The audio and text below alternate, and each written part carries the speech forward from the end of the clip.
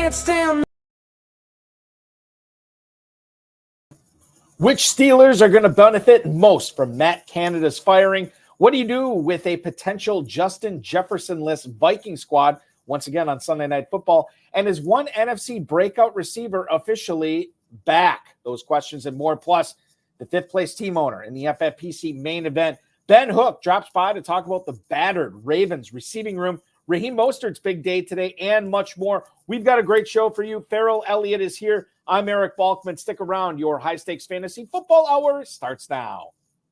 Can't stand the pressure. I've seen greater men than these lessons. Broadcast live and heard around the world, you are now watching the most entertaining hour of radio on the planet. Welcome to the High Stakes Fantasy Football Hour presented by MyFFPC.com with your hosts Eric Balkman and Farrell Elliott. The High Stakes Fantasy Football Hour is your home for analysis from the best players in the world. And now, because no one else was available, here are Eric Balkman and Farrell Elliott. Solace in the scripture. Are we not all our father's sons? I became a man. Nobody ever told me what a man was. Thank you, Rob. Greetings and salutations to all you Balkaholics and Farelliacs. Welcome to the latest episode of the High Stakes Fantasy Football Hour presented by the Fantasy Football Players Championship at MyFFPC.com. That's MyFFPC.com. I'm your slightly above average host, Eric Balkman. You follow me on the X at Eric Balkman. My co-host is indeed the definitive commissioner of fantasy football, Farrell Elliott. Check out the KFFSC at KFFSC.com. That's the Kentucky Fantasy Football State Championship. If you want to connect with us on Twitter, do so at HSFF Hour at Eric Balkman. And always learn more about the KFFSC at KFFSC.com. You can post on our Facebook page at Facebook.com/HSFFR. You can also email the show at highstakesfantasyfootball@gmail.com. If you have any questions for us, send them in now. We'll try to get to all the chat room questions, tweets, and emails in the fantasy feedback segment coming up later on in the show. Thanks to our audio engineer and my best friend Bryce and our producer and mutual friend Rob. Coming up on tonight's show, Farrell and I are going to bandy about our thoughts on the Texans running back situation. Joshua Dobbs, who has been shooting up the leaderboards and as far as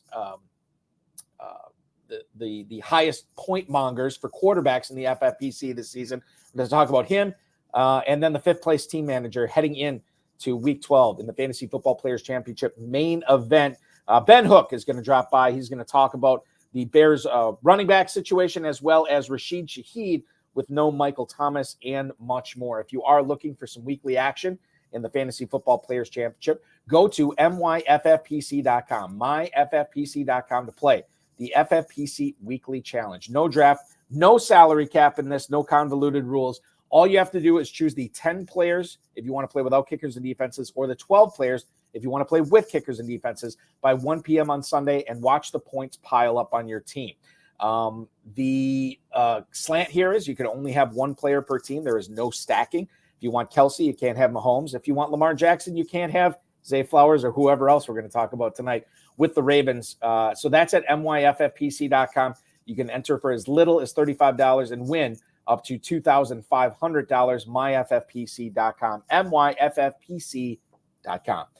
Remember to like this video, subscribe to the channel, comment on the video, share it with your friends, share it with your enemies, and get notified by clicking the notification bell. So every time we go live, you're going to get a notification sent right to your phone, and you can enjoy the program with the rest of us that evening or whenever we go live, as it were. Let's bring in our co-host tonight. You know him as the definitive commissioner of fantasy football. He is the head honcho over at the Kentucky Fantasy Football State Championship. Follow him on the X at KFFSC Official. The incomparable Farrell Elliott. Farrell, good Friday evening to you, man. Happy Thanksgiving. And Balky, isn't this a very important day in the history of one Eric Balkman? No, it's not. It is absolutely not. It is a fantastically important day, and I think that should be shared with the listeners and fellow FFPC players and viewers of the program. Yeah, it is my 44th birthday today. How sweet it is. Yes, yeah. Balky coming out on the hard 8 here in November of 2023. Yeah, there's no other place I'd rather be than co-hosting this show with you tonight, talking some fantasy football, talking with Ben Hook, who's going to drop by in about 10 minutes here. So we'll get his thoughts. He's had a very, very successful career so far in the FFPC. So definitely excited to pick his brain, get inside his mind, figure out how he's doing it.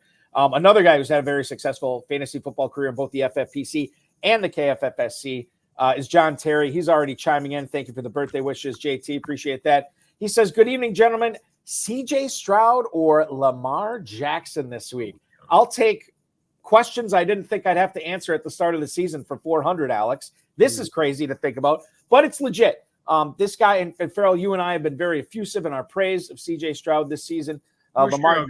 Lamar Jackson is a guy who is dealing with some injury situations of his own. He says he's going to be good to go. There's no doubt that he'll be out there, but he's not playing at 100%. He's not going to have Mark Andrews. Odell Beckham already said today that he's going to be a game-time decision. That you never like to hear that. As far as Zay Flowers goes, it sounds like he's going to be out there. So he is dealing with I don't want to say a weapon shortage, but he doesn't have his full complement of weapons this weekend against the Los Angeles Chargers. Stroud is going up against the Jacksonville Jaguars at home. I like that matchup. Here's the way I always I'll frame it. There's an old sketch on SNL, Weekend Update. Kenan Thompson came on to play Donovan McNabb's mother before the Eagles and Patriots Super Bowl.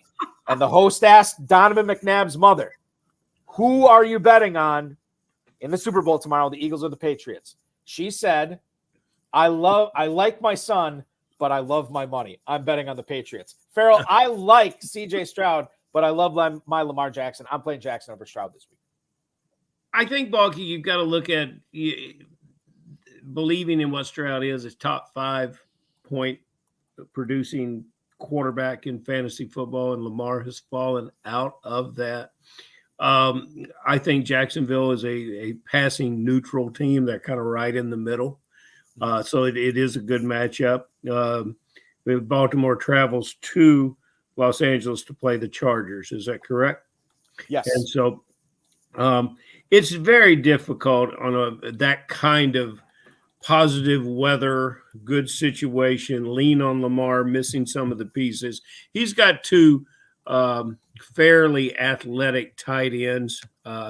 They're not Andrews, but they don't have to be successful, especially against the Chargers.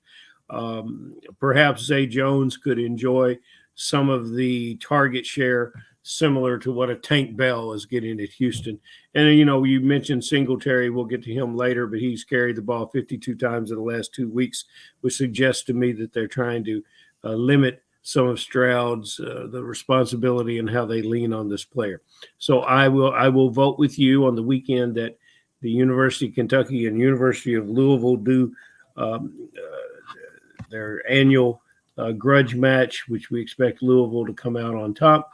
We'll expect Lamar Jackson as a Louisville grad to come out on top as well. No, there you go. And I'm glad we're of one mind on this. A couple of other questions here. We'll go with Permar 99's question, who's hanging out on YouTube watching us tonight. Drake London with no Marshawn Lattimore this week, who's been ruled out earlier this afternoon, actually was ruled out for the Saints-Falcons game this week. Or Greg Dortch if Marquise Hollywood Brown is not playing. Now, I'm looking for the latest on Marquise Brown. I did not know if this was a serious injury. He did not. Oh, my God. Okay, so he was downgraded on the injury report yesterday. I missed this. This is huge.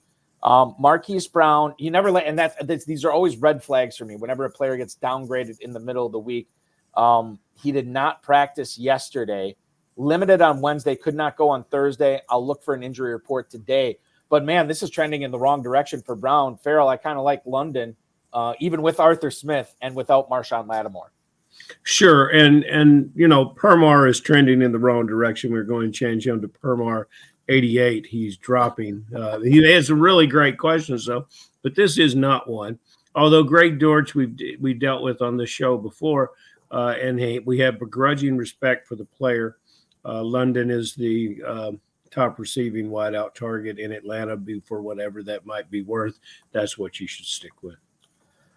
Marquise Brown did not practice today, according to Adam Kaplan, and according to Permar 99 or Permar 88, as Farrell is now dubbing him in the YouTube chat. He'll be back to 99 before the end of the show. He's a prolific question. He's a good guy. I mean, this is pretty open and shut for me. It doesn't sound like Marquise Brown's playing.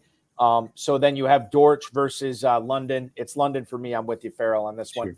I'm not going to get too cute, as it were. Although Dortch was pretty good last week, We'll see what happens with him this week. But I am a weak man. I'm going to play I'm going to play Drake London over Greg Dortch this week. Sure. Jeremy Fowler from ESPN reported earlier this week that Jaylen Warren and George Pickens are going to be the two Steelers that should benefit the most after the Steelers cut ties with Matt Canada and have switched over to Mike Sullivan, who is the new OC. Jeremy Fowler, quote, "You don't have to be a football savant to know Warren should average more than 8 carries per game and Pickens should get more than 7 targets per game." He said Sullivan, quote, "knows how to target his top options." Think back to 2016 when Sullivan was the OC for the New York Giants and Odell Beckham saw 169 targets that year. Warren, who was announced by himself as the Steelers starting running back a couple of weeks ago, but I didn't hear any pushback on that. Like basically Warren said, yeah, Tomlin told me I'm the starter. Okay, that's fine. But still Najee Harris he's been starting over him and Warren has still been behind Harris. Now you look at this game this week, this is at Cincinnati for Pittsburgh.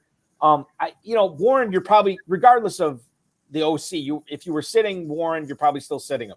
If you're starting him, you're probably still starting him. I think Pickens is more intriguing here, Farrell. If Mike Sullivan is going to get the ball to Pickens more than 7 targets a game, I think all of a sudden he becomes flexible. A guy I kind of wrote off under Matt Canada, and now I'm excited about again is Pickens this week against Cincinnati. Your thoughts on this situation? Let's see him do it once. I want to see him do it once because I really like the receiver.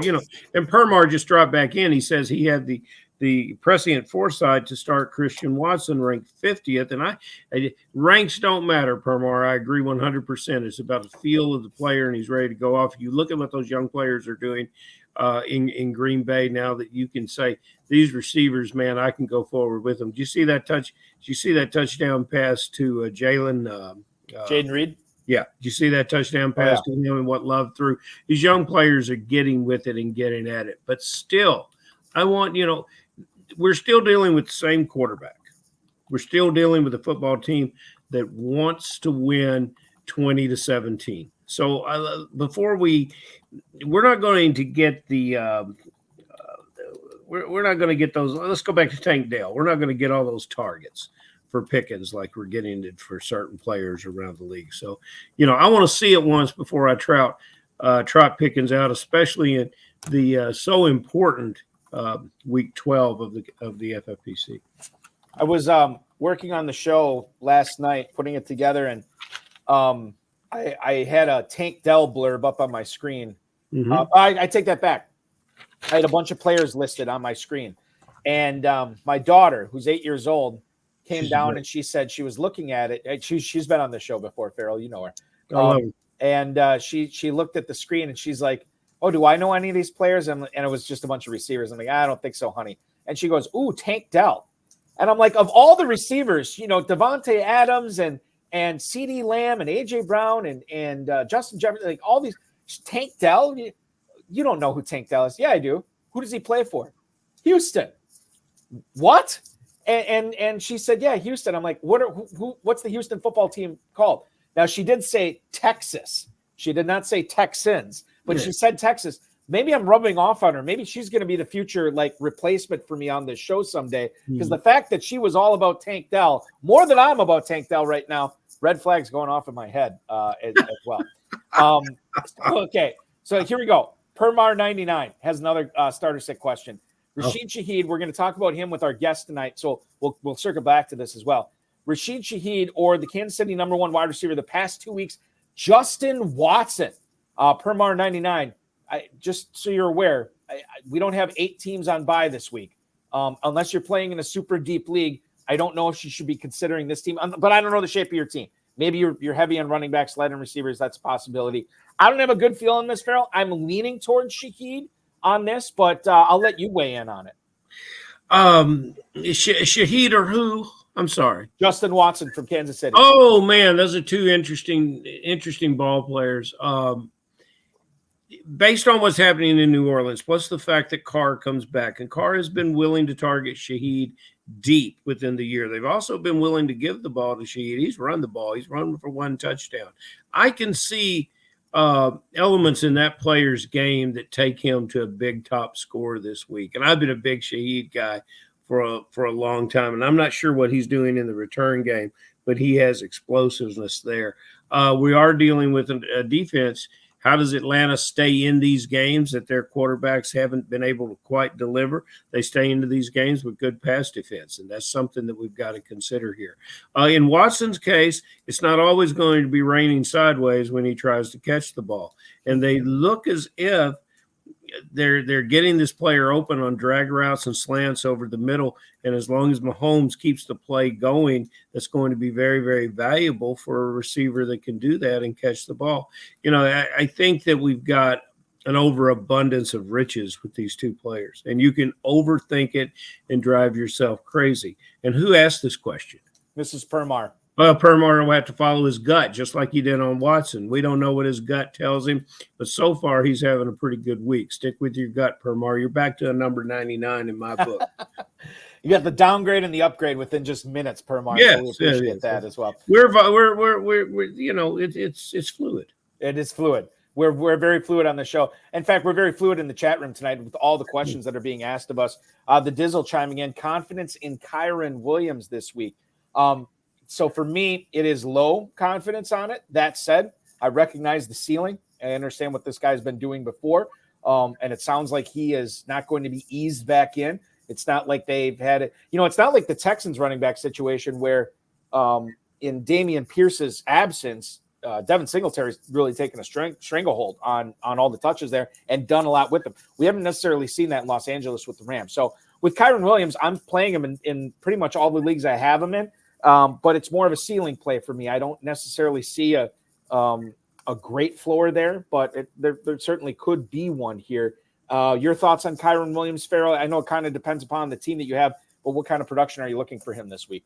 Kyren Williams runs hard, runs strong, and has been relied on and leaned on by that team. The fact that, I don't know what in the world Darrell Henderson does to upset people in Los Angeles Rams, but, they can't keep backs there. So, look, if he's back, I'm willing to start him based on my situations. Do not outthink this. I've heard, and perhaps we'll get to it later in the show, but I've heard conversations about should I bench Derrick Henry this weekend and things like that. Don't overthink these things. If you're in a problem situation, Williams is your back. But, Balky, we don't have some of the challenges that we have in Week 13, so I don't think we're going to see Williams in too many lineups.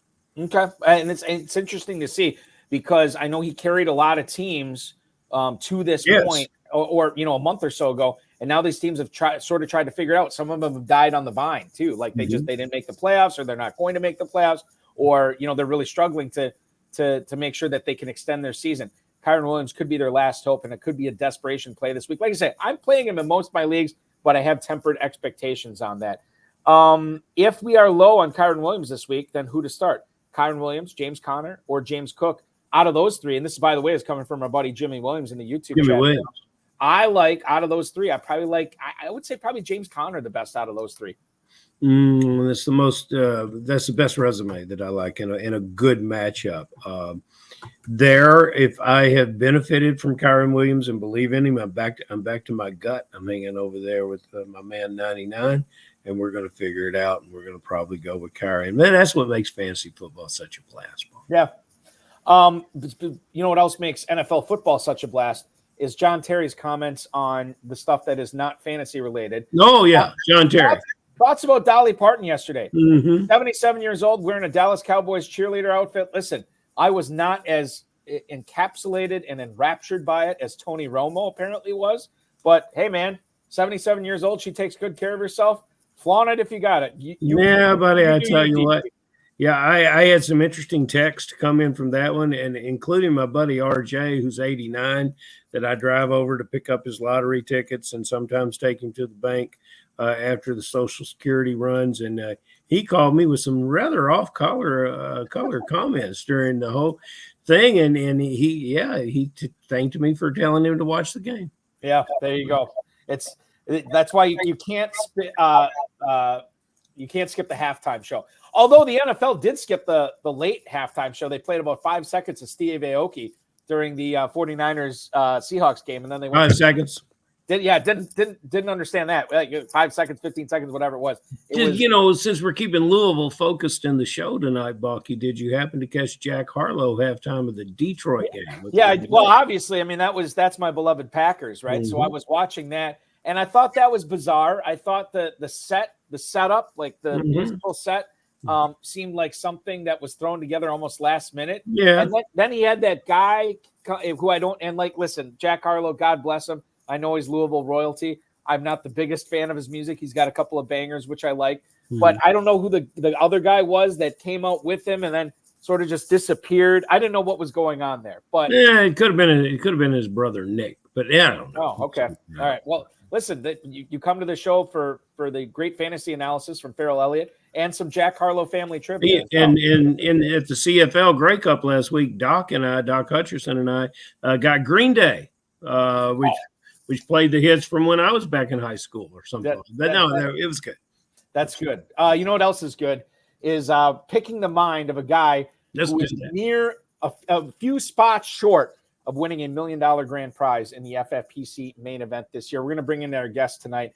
It's his second ever managed league in the FFPC. He played in the FPC last year, won his 12-team league there, and then he's got one managed team this year in the FFPC main event, and he's managed it all the way up to 5th place with some help from his co-manager and his cousin. We're welcoming on Ben Hook tonight. A happy belated Thanksgiving to you, Ben. Thank you so much for joining the program, dude.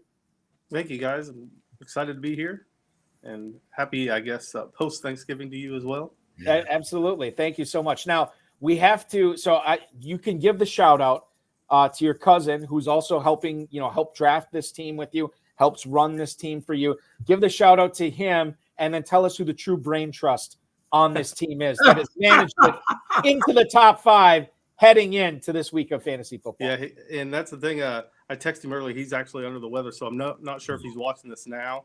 So I could probably get away with saying I'm probably the brains behind the operation. But no. But he really – it's kind of a good thing because I'm more of a gambler type. He's kind of more straight line, so we kind of counteract each other. And when I want to make a bold move, sometimes he reins me in, and sometimes I can convince him to make that bold move. So it's worked out really well.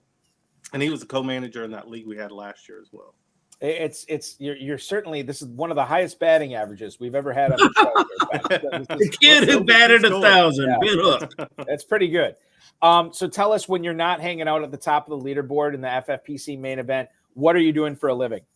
So now, actually, we're opening a card shop here locally. It's kind of part-time open, but we do a lot of online sales. I've been doing it. I was doing that kind of from home, and then it just kind of expanded. And now we're opening the shop here and doing the online stuff. I was doing car sales for about 10 or so years before that. So it was kind of a side thing, and then it became the main thing. So it's working out pretty good. And you said card, right? CARD, not yes, car. Card okay. shop. So I was doing car sales and then went to now card sales. So I've kind of done a little bit of both. So and how did you get involved in the whole card thing? Because I know that, within what's it been like the last 6-7 years, it's really, really taken off. Yeah, and it was really the pandemic that really spiked it up there, because that's kind of what got us back into it. And like I said, it was kind of just a side thing. Another one of my friends and I kind of got back into it. It's something I did, as a kid, collecting and things. And we found a way of, okay, we can make some money off this. And like our local area, card shops are like an hour radius away. There's not too many cards, but there's a lot of demand here. So I think it's going to work out really well with, like I said, we got the online sales, and hopefully we get the foot traffic once we get this shop open full time. So that's where I think the brain trust here, you want, and I will investigate this further. The brain trust here is whoever decided to send in the check for the team. And the further examination of the brain trust, we'll see an exponential expansion of your territory next year, Ben, because this is fantastic. You drafted your teams at home or live in Las Vegas? It was at home. So my co-manager, he lives in North Carolina. I live in Illinois. So we were on the phone. both of us have the draft up. We're kind of making our decisions. We kind of had an idea from based off of where we were at. I saw a few streamed drafts. You know, I was just kind of checking YouTube, typing in FFPC, seeing what I could find out, kind of getting an idea of where people were going. And so once we were in that 10 spot, we kind of had an idea of where we were going. And of course, the drafts kind of do what they do. And you got to pivot off some stuff because originally I think we wanted pretty much Amon-Ra, St. Brown, and Garrett Wilson were like our goals at that 10 spot on the way around. Get both of those, and then we end up getting CD and AJ Brown, and that turned out to be kind of turned out 2 of the top 5 receivers right there. What city in Illinois? Galesburg, Illinois, Central Illinois. Yeah, I know exactly where that is. We refer to that as Northern Louisville. So we'll be expecting you to be here for your first live event sooner rather than later, and we'll talk to you about that in the future. What I think is impressive is that because you're not doing a lot of teams and you're not exposed to a lot of things, that you didn't have any junk in your head. And there, you know, when we get to Las Vegas, sometimes you got to fight all the junk you'll hear. And I think that you guys are free from that, and perhaps that's part of your success. Can you boil down some sort of definition in short order why you think you guys have been so successful? And don't tell me it's luck, because you're not allowed to tell me it's luck, because it's not luck. Well, I mean, so going back, I mean, I've been doing like fantasy leagues, nothing like high stakes like this, but we were doing fantasy leagues. Both him and I were in leagues for almost 20 years. They're Crash Davis of the Illinois leagues. They've been waiting to break out of Illinois, and yeah. But well, that sums it up. And you can find great competition in your, in your locality there, and sometimes can get you ready for this. So good for you. Yeah. Yeah, and I have a local dynasty league with a bunch of my friends that I've been doing for a long time, and there's some pretty sharp people in there. One of the main things coming in this draft, there was one of the managers, my buddy Tony. He's a big Travis Etienne fan. And I had James Robinson in the Dynasty League. And I seen, Etienne's talent and stuff, but I thought, well, James Robinson's starting, even coming off that big injury last year, he had a couple good games. And then I was kind of off the Etienne bandwagon really from that point on. But then, James Robinson ended up losing the job because, once you do that Achilles injury, you're kind of off there. And this year we were pro Tank Bigsby, so we kind of avoided Etienne, and that might be one of those things that comes back to haunt me. But he's a big Etienne fan, so he was really pushing me to try to push him, because I sent him a text before our drafts, and is Etienne going to win me $1 million? Just joking around, and he pretty much confirmed like I should take him, but I avoided him, and now we'll see how that goes. Well, you didn't make a lot of missteps. That's one, but we can't, Yeah. We're not going to hold that against you. Are we, Balky? No. Yeah. We're not going to hold it against you. Ben, so I'm looking at your team. There's been a lot of chatter in your team on the YouTube chat right now. Everybody wanted to know who you have. Just kind of bring everybody up to speed. You already said Brown and CeeDee Lamb. You also have Cortland Sutton, Mike Evans at receiver, George Kittle at tight end. Mostert, who you started today on this team, Mixon, Ramondre Stevenson. But I want to talk about the quarterbacks here, because you drafted Justin Fields, you drafted Jared Goff, and I want to say like week 2, week 3, somewhere around there, you picked up CJ Stroud off waivers. Can you kind of get us into the mindset that you and your cousin are having week to week, especially now that Justin Fields is healthy again, knowing how hot CJ Stroud's been? What's this kind of been like, trying to figure out the proper quarterback to start this week? And we'll throw in Jared Goff in there, who I know hasn't been great the last couple of weeks, but he had to factor in that conversation with you as well. And he does. Like this week, he took a back seat. And then, on that Packers game, they gave him one last drive, and they racked up quite a few points there to get him to, I think 25 this week. So it's like, oh, man, maybe we should. But he was really never in the conversation this week. But I still think we'll probably head to Stroud now. But we haven't really made that decision completely yet. We're going to probably see how it goes. But, when we went into the draft in that third round, I think, or I'm trying to think, fifth round. I can't remember what round it was. I have it in front of me right now, your draft. which you drafted back in August 27th, this main event team. You are looking in the 5th round. You have the 5-10, and Yeah.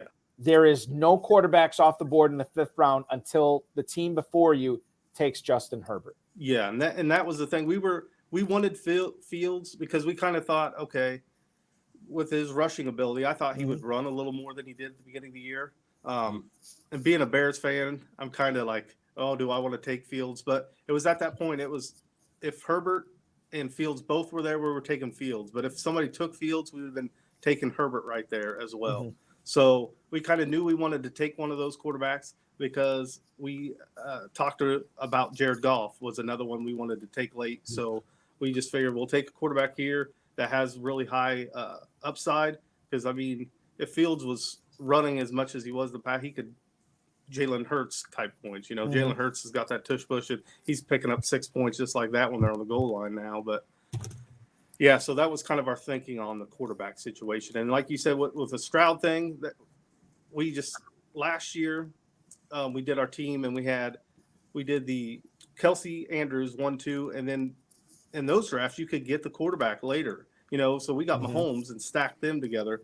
And last year we just ran with one quarterback until the end. So this year we have 3. So it's kind of all over the place, you know, for us. You have also stacked defenses on this team, and I think this is pretty fascinating. You know, in law school they teach you never to ask a question that you don't know the answer to, and I think I know the answer to this question, but I'm going to ask it anyway. So here's my question: why the hell you got 3 defenses?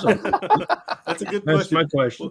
Well, so we got Dallas. We drafted Dallas early because we liked their first half of the season schedule. And if you look, you know, that which begs the question: why do you have 3 defenses on this team? You got Dallas. Yes, we have Dallas. You should play them on the bye week just to give the other guys a chance. Yeah, and just Ben, so everybody knows, you have Dallas, Kansas City, and Jacksonville are the 3 defenses you have. Go ahead. And like we don't plan on keeping 3. We picked up the Jacksonville, Kansas City were available to us, and we like their matchups later in the year as opposed to Dallas because we've seen Dallas get us 3 points, 4 points, stuff like that. And I know we're probably overthinking things there, but we like the matchups of Kansas City. And then at that time when we picked them up just last week or whatever, Burrow didn't get hurt, so we liked Jacksonville's matchup against Carolina better than Kansas City. So I think you've got. This is what I think is the true answer. You've got some everyday players, every week players that you're writing in because you've got very good players. And so you've got 17 position players once you take the defense in. You got to have a kicker. Now you're down to 16. Plus you got those guys. Cousin Carolina, you guys don't have to talk anything. You guys don't have to get too deep in your conversation. It's almost an automatic. I think that's why you've got 3 defenses, but damn, you've got some good ones, and congratulations on that. But that's my theory is that, you know, we have less players, so we have less chance of making mistakes because Balky always says, if you think long, you think wrong. There you go. So you're not thinking long. And that's the thing. We pretty much have a core, like you said, that we're starting, and then the other guys are kind of move or bust if we put them in. So it just really has to be a good matchup. So okay, well, I like it. Ben, we got a question in the YouTube chat from Dave the Dizzle Gerzak here, and I think this is interesting because you're a Bears fan. He wants to know, should they draft a quarterback in the 2024 draft? Should they trade down, draft studs at the other positions because they're going to have not only their pick, but the Carolina pick, which should be very high? Basically, that's a long, convoluted way of asking, do you believe in Justin Fields, a player that you have on your 5th place overall team in the main event? Well, that's the thing. I do, and I think I'm kind of on the fence right now. But I guess if he wins me $1 million, I'll be a believer for sure. Then you're going out, you're buying the jersey, you're all on the Justin Fields train after that. I get it. I think it's important to point out because he's got a huge role in tonight's chat. Is our beloved Jimmy Williams is a noted Bears fan as well. You know, you Bears fans stick together, respect each other, and you know, still waters run deep. I'm proud of you, buddy. I'm proud. Yeah, and Jimmy, I'm agreeing with Jimmy though. I would rather keep Fields and then hopefully get like Marvin Harrison and somebody else, you know, in that draft. That'd be great. Yeah, Harrison and DJ Moore to throw to. That and they could get. I mean, I think that Farrell. Correct me if I'm wrong. I think there's some pretty good top-heavy defensive linemen in this draft. I know isn't there a guy out of Illinois, Ben? I don't know if you follow college football, No, but I think there's a guy out of Illinois that's really, really talented. Yeah, he's probably going to go in the mid first round from what I've been reading and everything. Yeah, but Johnny Newton, he is a difference maker at defensive tackle for sure. The draft is very deep at defensive line. It's also very deep at quarterback. So for fantasy players, we could have another Brock Purdy emerge because it's very, very deep at quarterback. Let's talk about, and we were speaking of the YouTube chat, Ben, we had some Rashid Shaheed questions earlier. Michael Thomas on IR. He's going to miss significant time. There's a non-zero chance he's out for the season. We'll see what happens there.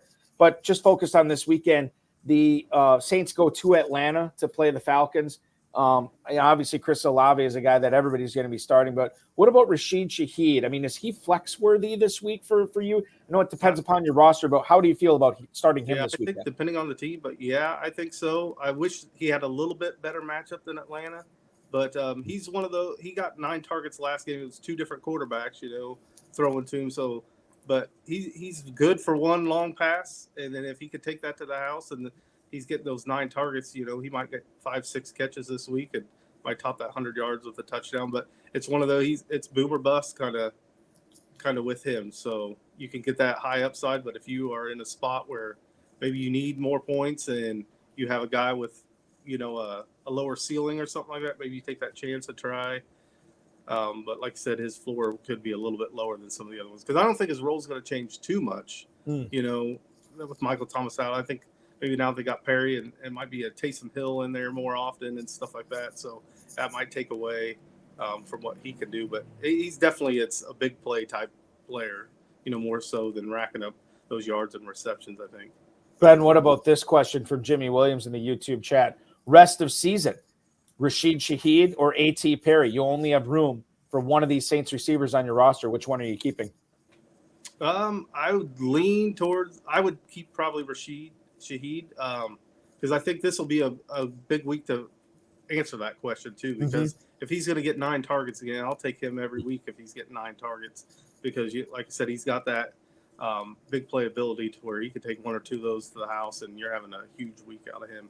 Where I don't know. Shaheed also has a year of experience under his belt. He played well last year, and you take a player like that. I think that we're seeing the emergence of a player that will be drafting high next year. I tried to draft I think so too. This year. When you rolled into your roster and your draft, what do you recall what was going through your mind when you selected Raheem Mostert? And I imagine you got him in the 10th or 11th round. Yeah. So I thought he was going to be the main running back there, and I thought that late it was like a no-brainer to draft him where we got him. He's like, he's a little injury prone, obviously, through his career, but when he has played, he's produced. And we picked up Jeff Wilson early on. We drafted Evan Hall. He went to the IR early, and then we seen Jeff Wilson was on the IR, so we wanted that insurance in case, Mostert went down. Jeff Wilson, another injury prone guy. But it's no mystery as to why we have the running back Mostert as the number 2, and Balky, correct me if I'm wrong, but he's the number 2 fantasy football point scorer in the FFPC at running back, and he's available to you in our early double-digit round. And it amazed me that this player, and we have a noted player in the FFPC here at 1028, as clocked by our fantastic website here, at 1028 asks, did he start Mostert? Well, of course he started Mostert today. Of course there's no thought. We got a guy a young player with all kinds of speed who flashed and did well in A-Chain. Do we think that they're just going to set Mostert aside? This is what I don't understand about this player, but I think many of us have tremendously benefited that believe in this player, and I see nothing but him to I see nothing but this player to be consistently the pushing the points. And today you'll say, well, he didn't do anything in the fourth quarter. Well, when you're playing someone and you're going to ground it out, and that's when a player with this kind of speed can hit the end zone. So congratulations for seeing Mostert as the player you should pick. It befuddled me as to why he went so late in these drafts. It befuddles me to people asking, well, so the other guy's back active. Are you going to bench Mostert? Then they're going to bench the number. Now what will they say about Mostert next year? Well, guys, he's no McCaffrey. I mean, what's left? That's the only way you can talk about him.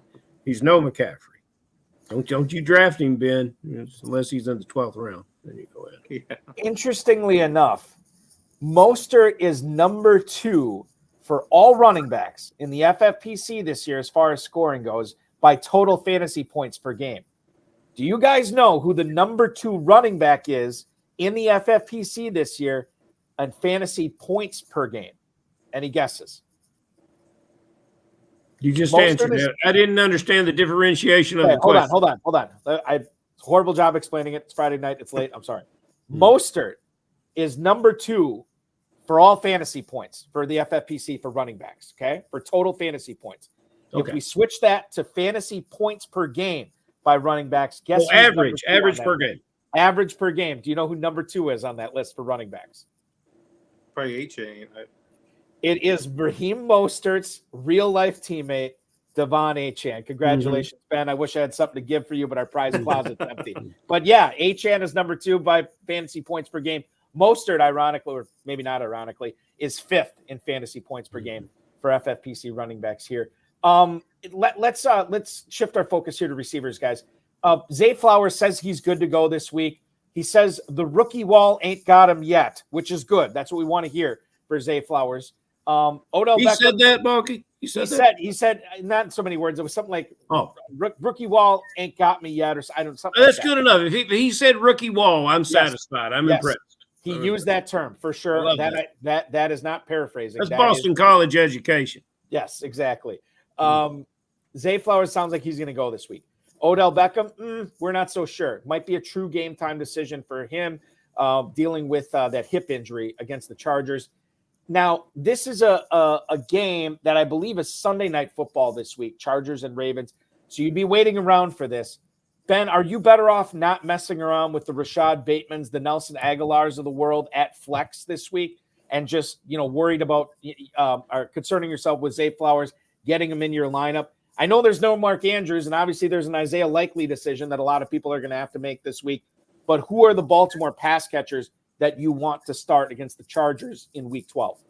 Yeah, I mean, I would probably avoid him if you could, but I mean, Bateman would probably be the next best thing. He's been coming off those injuries. I mean, he's got the talent, but we haven't seen a whole lot of him, and when he's on the field, they haven't passed, he's kind of been overshadowed by those other pass catchers, so it's tough. Might see a heavy dose of running again. I know the Chargers give up a lot of passing yards and big plays, but I don't know if that plays into the hands of the Ravens and if he'll take advantage of that or not. But yeah, I'd probably avoid him if I could. And because we drafted Bateman, I had high hopes for him, and he just, has nagging injuries and just hasn't really had a chance to really show what he can do. Quite frankly, outside of Zay Flowers, I've kind of been disappointed with the Ravens passing game as a whole. I was promised a Todd Monken offense, and I'm getting, a good value Greg Roman here instead. Like, it's been frustrating. And the Andrews injury doesn't help. And Beckham obviously has been hit or miss, usually miss. And then the Bateman thing, it surprised me. I really thought this was a season where if this guy was ever going to do it, this is the offense to do it. There's going to be plenty of opportunity. Hasn't really happened for Bateman this year, unfortunately. But that's fantasy, Farrell. As I always say, that's fantasy. Well, and it's not, winning changes everything because Pickens and everyone is talking about his lack of targets. He gets more targets than Zay Jones. Zay Jones not complaining about anything. Zay started bigger. He's been a proverbial single-digit midget lately, but he's a situation where, All right. Now, Ben, you've already started the Dallas defense. Is that right? Yeah. And you've already started Mostert. Is that right? Yep. Yeah. You got any tough decisions other than making sure you set your alarm clock to get up early enough to put your. I mean, are there any tough decisions for you guys in Cousin Carolina, Ben in Carolina this week? I mean, really, it's the quarterback, but I don't think so. The last couple of weeks, we've had quarterback decisions, and they've really only been a point difference. We took the guy that had the point or two less. We ended up starting. So I see that as a thing because last week Fields had 100 yards rushing, but he still Stroud, almost outscored him last week. But Stroud threw 3 picks in the red zone. I don't think that's going to happen again. Stroud could have had a monster game, and I think we're leaning towards Stroud most likely. I mean, that's probably where we're going to. But that's probably one of the toughest decisions we had. And then one thing we're just kind of unsure of now with Burrow. We loved what we saw with Burrow and what they were doing with Mixon last game because they haven't really done that this year, where they were actually giving him the ball in the pass game, which they did last year, and P. Ryan got the ball a lot. So I'm kind of big question marks on how Mixon's going to go because we need him definitely to put this push to the million for sure. So, and Balky, what's the Noah Brown situation this weekend? That's a good question. I'm going to look that up right now. I'm sorry, Ben. What'd you say? Ben thinks he's out. Yeah. Okay. Yeah. Well, he would certainly be worthwhile to. That's official. He has been ruled out according to Michael DeRocco. He is out this week. There you go. Couple of emails here, and I think this first one is we're gonna get right from the horse's mouth here because it's a Bears question. Jerry in Athens, Georgia writes, "Hi Ben, is D'Onta Foreman still worth keeping around on my roster?"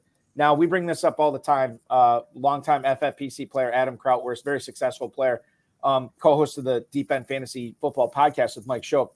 He says never drop a running back.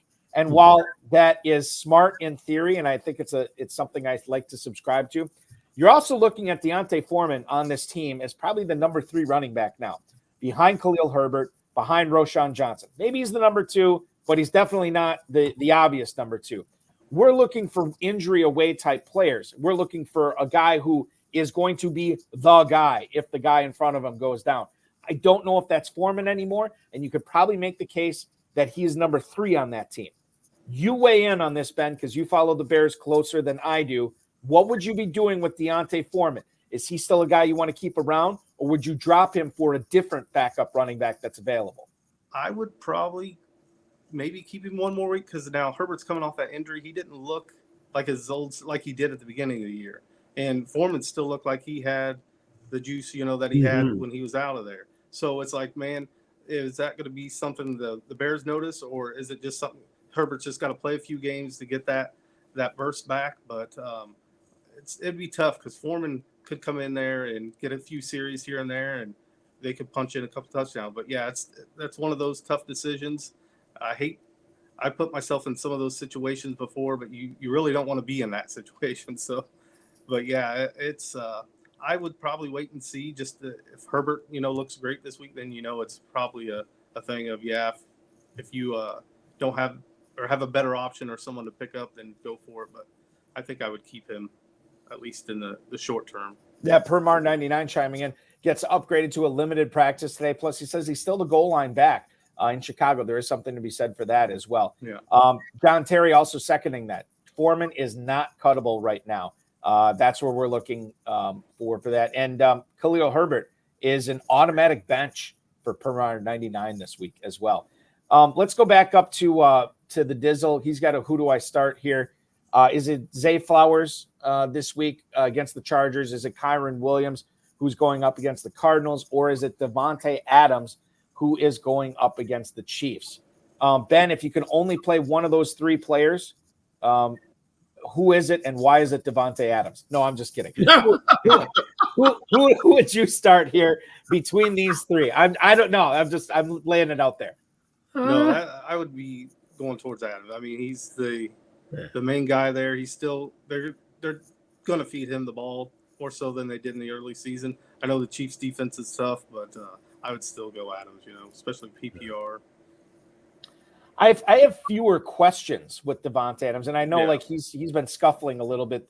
Like you could make a case for any of these guys. I think I could build the strongest case if I am a lawyer, which I am not. If I was a lawyer, I could build the strongest case for Devontae Adams here. But I tend to be I tend to be like when I'm starting, picking my lineups, I tend to be a little bit more conservative where I definitely lean towards my studs, maybe more so than I should. So that's I just thought we were still talking about Krautwurst when I read the question. I didn't start Adam Krautwurst against the Chiefs.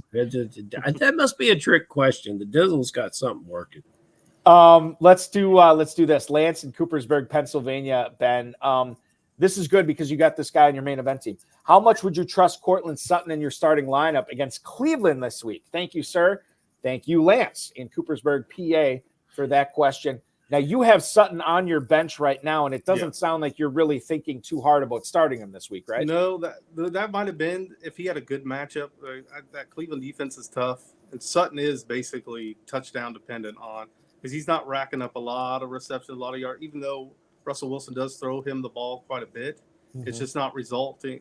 The yards aren't there. It's not a high deep passing game, stuff like that. So the last couple of weeks, those touchdowns, he had that one where he got those toes in, and then he had the one at the end of the game here.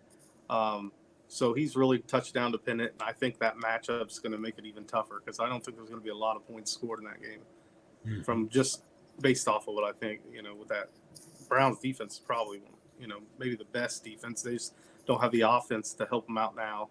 But that might change. I mean, that rookie looked okay, I guess. And this game is at Denver, is it not? Yes. What a wonderful field goal opportunity game this is. Let's get those kickers active. To your point, Ben, I just looked at that. The total on that Browns Broncos is a very Iowa Hawkeye-esque 36 and a half. 36. So that is not a very high total in that game. Farrell, I have no more emails for Ben, but I know you have another question for him. Oh, Ben, I have so many questions for you. We can use no one else we've talked about so far. And you can't use Irv Smith. So what's the player that you should really, really look to get into your lineups this week? It doesn't have to be on your team. It's like you're sitting here with this perfect amalgamation of 16 players, a kicker, and 3 defenses. And you're just saying, I wish I would have an embarrassment of riches where I could start this one guy this week. I'll tell you who it is for me after you give your answer. And then Balky is struck from my production list, but I would like to know the answer to this question. But he struck this question from my list. Who's a guy that you will not get in business with? Because I think you're a very, very positive cat, and I would like to hear someone that you just will not get on the field this week. Who I wouldn't start this Would week? not. So I need a guy that's going to continue to make Ben a legend, and I need a guy that you wouldn't let near your pristine clubs in the FFPC. Well, I think one of the guys that I was really high on this week matchup is on our team, and I think with the Sunday matchup, Mike Evans is somebody I think going against the Colts. He's had a pretty good rapport with Baker Mayfield, so I think this is it sets up for a good week for him. And then, man, somebody I would not start. Just while you think about that, I'll tell you guys this and the viewers this. My local fantasy football show I do here in Northeast Wisconsin, we have to pick a stud of the week where, a guy that can't miss. For what it's worth, Mike Evans is my stud of the week this week. I love him this week against the Colts as well. I think he does numbers, so I love that call for me, Ben. Yeah, and really, I can't think of somebody for sure not to start. That's the positive spin, Balky. You see where that positive – I'll tell you my positive guy, Ben, is Michael Pittman. Because I think we can – I think they're – he's a move-the-chain wide receiver, unlike your Mike Evans. They're both players that I appreciate very much. He's a move-the-chain wide receiver that I think might have a breakout big play chance against Tampa. But I like Balky. I love that. See, we threw that negative aspect in there. Ben wouldn't touch it. Ben can find something positive in all kinds of players. We didn't let him use Irv, but he can find something positive in all kinds of players. Good job, Ben. Ben, let me leave you with this question, and this is just a feel thing. You obviously were successful last year in your FPC league. You win the 12-team league. That's got to feel great your first year doing it. I know you played in the playoff challenge quite a bit over the years, but you look at this year, the main event, your lone main event team where you're shooting for $1 million. Man, you come into this week, 5th place overall. What is that like, seeing your team up that high on the leaderboard? I know you haven't won anything officially yet, but this has been a fantastic season for you, dude. Yeah, it really has, and it was kind of unexpected. You know, we went into this thinking, okay, if we draft well, we could probably win our division. You know, that's where you start. And then it's like, all right, then we get in the mini playoff, and if we win there, you know, we'll win that. And then as we moved up the board, it kind of got towards, we were kind of looking ahead more so than once we kind of had an idea, we got that wrapped up. Then it's like, okay, we are in 5th. You know, we have a chance to finish at the top 10. We'll get a little extra money there if we can stay in there. But yeah, it's like, man, we are right there, and it's really exciting. Obviously, when we signed up, you like, there's $1 million prize, but you're not thinking that right away. You know, you're just trying to draft the best team to win your division or your league, and then that tournament there. So to be where we're at and to stay up there here for the last few weeks, and we got, you know, the big slate here on Sunday to see where we finish up and maybe get in that top 10, get a little extra money, and then it's all my focus. We'll have that little mini playoff, but it's going to be 15, 16. It's going to be like waiting for Christmas, you know. It's just like, let's get to week 15. Let's have that team healthy and give us the best chance we have to go after that $1 million. That's why they call him the master, Ben Hook, joining us on the High Stakes Fantasy Football Hour tonight. 5th place team owner in the FFPC main event. Ben, number one, thank you so much for joining us tonight. Number two, give your cousin and co-owner our best to hopefully make this $1 million run that could happen coming up later this season. I hope the ball bounces your way the remainder of the season. And listen, when you do have that $1 million check, you best believe we'll have you both back on the show to tell us all about it and to talk about all the sports card franchise stores that you were opening up nationwide with this newfound $1 million, man. Yeah. Well, I appreciate it, and I'll definitely make sure he's on here if we win that $1 million for sure. Fantastic. Ben, be good. Enjoy the rest of the week 12, dude. You guys too. Thank you so much for having me. Have a great night. Thank you so much. That's Ben Hook, ladies and gentlemen, the co-owner of Team Hooks, 5th place in the FFPC main event right now as we are charging hard through 12. Farrell, I was thinking about this week 12 of 2023. I think this is the first time we've ever done a game day show. I don't think we've ever done a show where there's actually a what game you're saying. I don't think it's ever happened before. I see what you're saying at first, and on your birthday. And on my birthday, yeah. Hey, Dizzle came in with a good one, Balky. What am I looking at here? Which one? 3 up, Adams. Adams quarterback is a person you had not. Oh, Aiden O'Connell. Well, okay. Yeah. So now the only reason I did hear of Aiden O'Connell is I follow the Badgers, and he actually torched the Badgers in the Big Ten when he was a quarterback at Purdue. That's how I knew him. But you're right. I mean, if I didn't follow Big Ten, I'd have no idea who the heck this guy was. He played at Purdue. He played for the Brahms, so naturally I'm going to know him. He went to the Raiders, so naturally I'm going to know him. But I got on the telephone with his quarterback coach, Jeff Christensen, once, who claims he's the next Tom Brady and will spend more than an hour telling you why. So, yeah, I know the player. And I like the player, and he is a rookie quarterback with a learning curve, and I appreciate that, Dave. It's something, but it's been ingrained in me that this player has nothing but future greatness, and the next step to the future is this weekend. But you know, the current University of Louisville quarterback that will take the field tomorrow had to transfer to Cal in favor of O'Connell, and then transferred out of Cal to rejoin the Brahms to come to Louisville. It's musical chairs at quarterback, but there's a lot of people that believe that Aiden can deliver. And I don't care who he can deliver to for the team and the Raiders. He can deliver to Adams, because if you're going to keep your job, you better get that ball to Adams. Right. So, you know, Adams is a guy. I don't care who's playing quarterback. You could make the case that the head coach was removed from his position this year in part because he did not ensure the ball was getting to Devontae Adams enough. Lots to unpack there. We just don't have enough time to discuss it. Yeah. We do have enough time to get through these few emails here. Hey, this guy 12 likes us. This guy 12. That's I like that. I like that. This Everybody's got a cool thing, you know. What is that? Like a tag? Everybody's got a cool tag. Yeah, everybody's got a cool tag. Everybody's 12. And he's this guy 12, which is weird because he's saying that after you said Jeff Christensen said Aiden O'Connell's going to be the next Tom Brady. And Yeah. this guy 12, I think of this guy 12. This is probably a Tom Brady YouTube burner account here, right? And I thought it was Joe Namath. See, could have been being Joe so Namath, yeah. old just hurts you.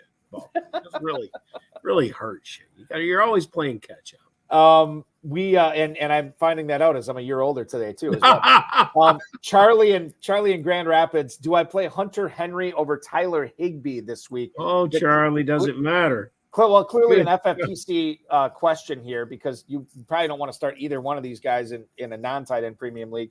Tyler Higbee at Arizona right now, and then Hunter Henry at the Giants. I don't know who's starting at quarterback for the Patriots. And I know the Giants defense is bad, but I do know a little bit more about the Rams offense and who's playing at quarterback there. I think I'd rather go Higbee over Henry here. I feel comfortable with Henry's skill set, and Higbee has disappeared in the offense. So this is not a good situation. And damned if you do, damned if you don't. It doesn't seem to be enough target share to benefit, especially when we want our 1.5. And Higbee has had significantly good games earlier in the season, but it's gone away, and I don't see it coming back. And there's more depth at the tight end position there, and some of the young guys they might be trying to work in. So no, I'm going to stay with Hunter Henry and hope. I'm just reading this too. Gary Klein reporting that Sean McVay said Cooper Kupp is going to play in Week 12 against the Cardinals too, which obviously is going to limit that target share even more, or limit it even more, limit it even less, limit it even more. Let's go with that. So that's another strike against Tyler Higbee there as well. It's close for me. I mean, I can see why you'd play Henry. For me, it's still Higbee. I get it, though, for sure. Okay. Let's go on to Ed in Dallas. Hey, guys, I'm thinking about playing Joshua Dobbs over Justin Herbert this week. Mm-hmm. Tell me I'm crazy, so I just put Herbert back in there. Thank you. That is Ed in Dallas. Ed, I wish I could tell you that you're crazy, but you clearly watch this show, so you are not crazy. You're one of the smart guys out there. Joshua Dobbs at home against the Bears on Monday Night Football. May or may not have Justin Jefferson. We don't know on that. We may not know on that until Monday. Justin Herbert at home against the Ravens. Man, Farrell, I'm going to go with Dobbs here. I know it sounds crazy, but the matchup is good. He's at home this week. And the legs are working for him as well. He's having the best season of his career. I see no reason why it would come to a grinding halt this weekend. It's not crazy to me at all. I'm playing Dobbs over Herbert. The legs are always working for this player. He has a rushing touchdown in 5 straight games. He's rushed for over 200 yards in those games. I really am not impressed with what he's got to support him at the pass catching position right now, either out of the backfield. I don't know. Herbert is. Let's go back to our top 5. Let's dance with the people that brought you to this game. And there's been a lot of chat that Herbert's like an automatic set in this league. Well, you got to have a very, very good quarterback to do that. What's the total in this game, Balky? What do they think they're going to score? What's the boys out in Las Vegas say about this one? And that might give us some indication. You would not be crazy to play Dobbs. Herbert is tough as nails and has the elite contributors on the field with him, and they are going to have to move the ball, move the chains against this Baltimore team to beat them. I like Herbert. To your point, 43.5 is what we're looking at for Bears Vikings. Mm-hmm. For Ravens Chargers, 48.5 is the total. It's not a big difference. All right, so that's where we're at on that one. Let's see if we can find one that we agree on here, Farrell. What's up, Farrell and Balky? Is James Conner or Jerome Ford the better play on Sunday? That is Kyle in Sacramento. So Kyle writes about James Conner, who is at home against the Rams. Jerome Ford is at the Denver Broncos this week. I am not loving that matchup for Ford. The Broncos defense is coming on. I'm hearing some Samaje Perine chatter. Not Samaje Perine. I'm hearing more Kareem Hunt chatter coming out this week as well. So for me, if I had to decide between these two, I'm going to trust the volume here a little bit more. I like the matchup a little bit better for Conner. For me, I'm benching Ford. I'm playing James Conner, my friend. I think Conner is at a point where he has to make a statement to hold on to what he's gained in his career too. I think these games are a big personal game for Connors, and he's going to take advantage of what opportunities he does get. So yeah, I'm with you here, Balky. Ford's a good-looking runner though, and they're going to run the ball a lot. But this is, let's call this one Connor. You touched on Drake London earlier, and we'll end with this email here from Fred in Valley Falls, New York. Do I bench Drake London in favor of Demario Douglas this weekend? Appreciate what you do. Fred, thank you for the email from Valley Falls, New York. I can't play. It's kind of my Hunter Henry argument. Cannot sit Drake London for Demario Douglas when I know whoever is starting at quarterback is going to be problematic for that offense. I know it's Desmond Ridder back this week, and he's probably going to be throwing 25 times to Jonnu Smith if I know the Falcons offense. So I'm going to say that you do play London with no Lattimore, as we talked about earlier, and I feel all right about it. Your thoughts, London v. Douglas, this weekend only? Douglas is intriguing to me, especially with the quarterback change. You take guys who played with the backup quarterback a great deal. They have reps, they have relationships, and that's where Douglas started, deeper with the 2s and 3s. You can make an argument for anything in fantasy football, and legitimately Douglas has shown some things.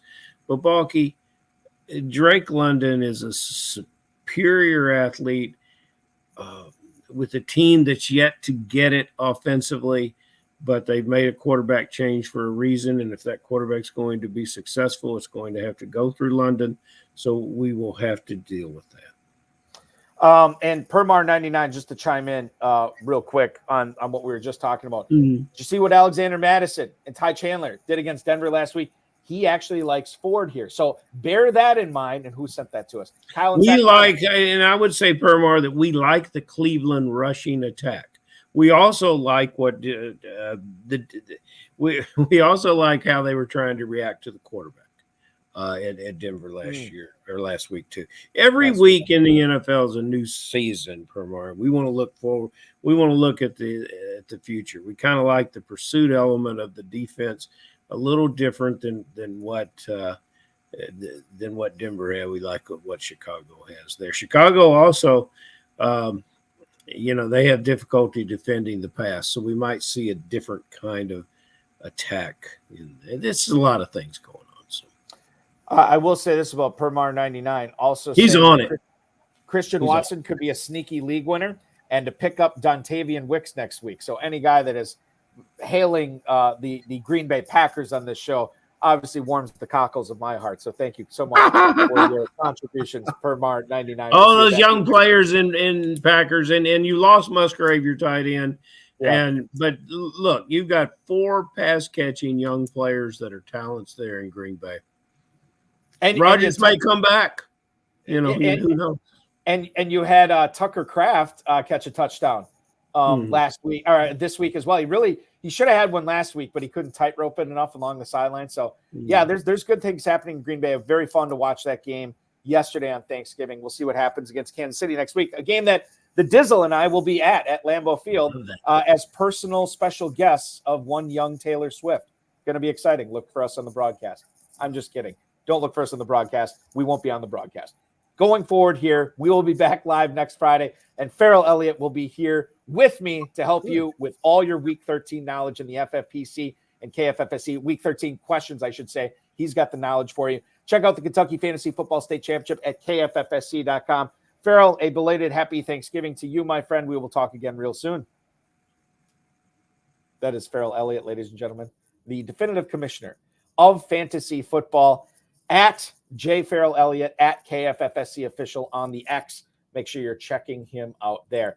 All right, ladies and gentlemen, that will conclude this evening's festivities. I want to thank Ben Hook, Farrell Elliott, the FFPC, Rob, Bryce, and of course, each and every one of you for watching, downloading, streaming, listening to it. If you're doing so after the fact, as I said, we'll be back next Friday at 10 p.m. Eastern time. In case you missed Tuesday's RotoViz High Stakes Lowdown, we had 18-time FFPC champion Vince Staffolino on. Show will be live again this coming Tuesday at 10 o'clock Eastern time.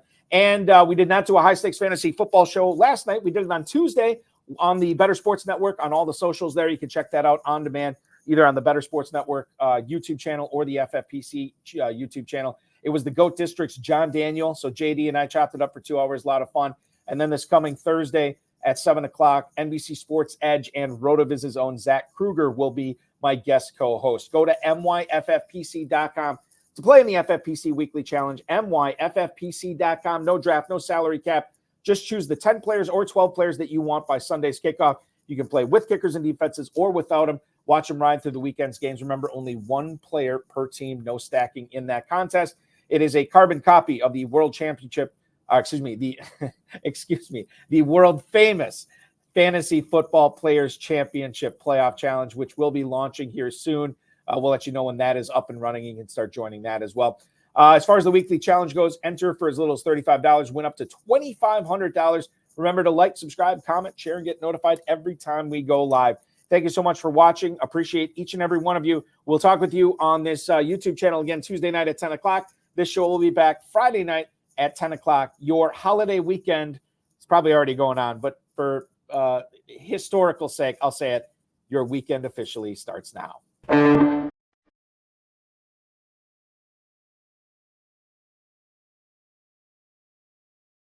This has been another episode of the High Stakes Fantasy Football Hour presented by myffpc.com.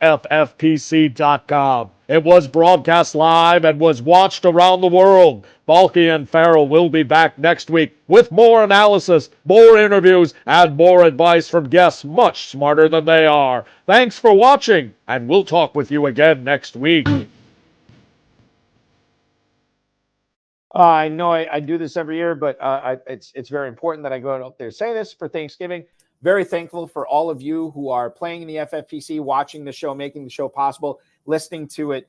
Without you guys and everybody, watching this and listening to it and playing in the FFPC, we wouldn't be able to do the show every week, which I do like doing quite a bit, and hanging out with you and talking fantasy football for an hour, especially with Farrell as well. It is so fun. It is so enjoyable. So this Thanksgiving time of year, give thanks. I'm giving thanks to each and every one of you. And I hope the ball bounces your way. You make your FFPC playoffs, and who knows, maybe you'll be on this show in a month or so talking about how you're going to spend that $1 million grand prize. Be good, everybody. Enjoy the rest of week 12. We'll talk with you again next week.